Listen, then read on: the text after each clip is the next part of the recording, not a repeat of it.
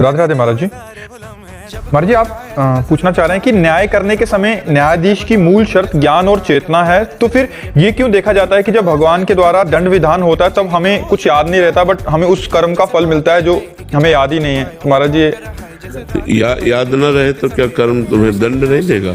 तुम किसी का कर्जा लिए हो और तुम भूल जाओ तो तुम्हारी गलती है।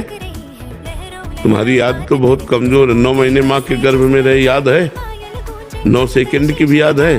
और इसी जन्म में तो रहे, माँ के गर्भ में रहे कि नहीं रहे? तो अपनी याद तो बहुत कमजोर याद है। हो तो तुम ही, शरीर बदल गया। अब पूर्व में कर्म तुमने जो किए हैं वो तुम्हें दंड तो भोगना ही पड़ेगा।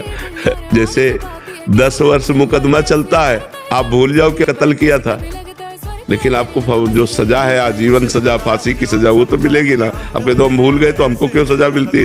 भूल गए तो तुम्हारी गलती है, तुम्हारी कमी है। नहीं, तुमने जो जो अपराध किए हैं या जो जो अच्छे कर्म किए हैं उनका फल आपको मिलेगा। अच्छा, शरीर बदल जाते हैं। शरीर माने पोशाक। तो आप पहले जब कत्ल किए तो धोती कुर्ता पहन के किए थे, लेकिन अब जब आप मुकदमा लड़ रहे हैं तो आप पैंट शर्ट से लड़ रहे हैं, तो आपको सजा नहीं होगी क्या? सजा तो होगी ना।